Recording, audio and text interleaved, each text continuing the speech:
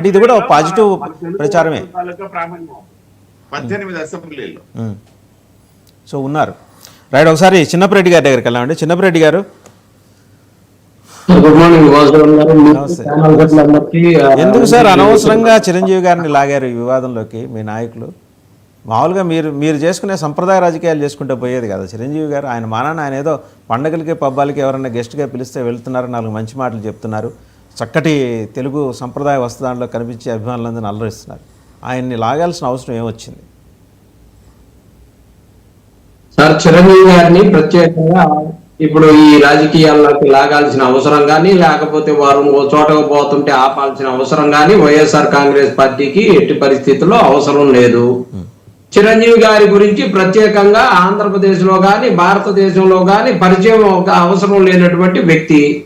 కానీ ఈ రోజు ప్రత్యేకంగా లోకేష్ బాబు గారికి పుట్టినరోజు శుభాకాంక్షలు. గత 15 సంవత్సరాల్లో, సరే అంతకుముందంటే సినిమా ఫీల్డ్ లోనే ఉన్నటువంటి చిరంజీవి గారు రాజకీయాల్లోకి వచ్చారు కాబట్టి ఈ 15 సంవత్సరాల్లో ఎప్పుడూ కూడా పుట్టినరోజు శుభాకాంక్షలు చెప్పనటువంటి చిరంజీవి గారు ఈ రోజు ప్రత్యేకంగా పుట్టినరోజు శుభాకాంక్షలు చెప్పడంతో తన తమ్ముడు నాగబాబు గారికి ఇచ్చినటువంటి మంత్రి పదవి హామీని మరొకసారి చిరంజీవి గారి భాషలో ఎలా అని గుర్తు చేసేటటువంటి ఇది ఉంటుంది కదా, అలా గుర్తు చేసినటువంటి దీనిగా ఉందన్న భావనతోటి ప్రదీప్ రెడ్డి గారు పెట్టినట్టుగా నాకు అనిపించింది. కానీ ఇక్కడ కృష్ణాంజనేయులు గారికి ఆంధ్రప్రదేశ్ లో ఎవ్వరికి కూడా లేనటువంటి ఒక మాట ఈరోజు మాట్లాడారు.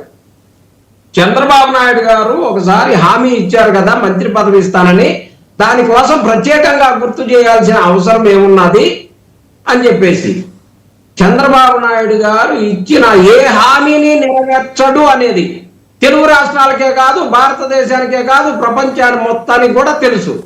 కానీ కృష్ణాంజనేయులు గారు మాత్రం ఒకసారి హామీ ఇచ్చినాక అది ఎందుకు వెనక్కి తీసుకుంటారు, దాని గురించి మాట్లాడేదేముంది అని చెప్పేసి మాట్లాడారు. కృష్ణాంజనేయులు గారికి ఇంకా చంద్రబాబు నాయుడు గారి మీద చాలా నమ్మకం ఉన్నట్టుగా అనిపిస్తా ఉంది. ఓకే, ఎనీవే సార్, మిమ్మల్ని ఏదో అనాలని కాదు, జస్ట్ ఆ సబ్జెక్ట్ వచ్చింది కాబట్టి దాని గురించి మాట్లాడటం తప్పితే వేరే ఏం కాదు సార్. అలాగే శివపార్వతి గారు మాట్లాడుతూ గ్లాస్ పార్టీ గురించి పట్టించుకున్నోడు లేడు, ఏ మీడియా మాట్లాడింది లేదు, ఆమె డప్పు కొట్టుకుంటూ గ్లాస్ పార్టీ గురించి మాట్లాడుకుంటూ అంట డైవర్ట్ పాలిటిక్స్ చేయడం కోసం ఇవన్నీ మాట్లాడుతుంది. ఎవరన్నారమ్మా? కనీసం వాసుదేవన్ గారు మాట్లాడారు ఇలా ఉన్నా ఆ సబ్జెక్ట్ లో ఉందా? గ్లాస్ పార్టీకి ఉన్న విలువేందో, లేకపోతే గ్లాస్ పార్టీకి ఉన్న సరుకేందో, నీకు గ్లాస్ పార్టీకి వస్తే అంత, రాకపోతే అంత, ఎవరికేం అవసరం ఉంది? మా వైఎస్ఆర్ కాంగ్రెస్ పార్టీ ఎందుకు భయపడాలి? ఎందుకు ఉండుతాలే 40 నిమిషాలు నేను నోరు మాట్లాడలేదు, ఆగండి మీరు. గ్లాస్ పార్టీకి ఎంత ప్రజలు విలువ ఇచ్చారో చూశారు కదా. మీ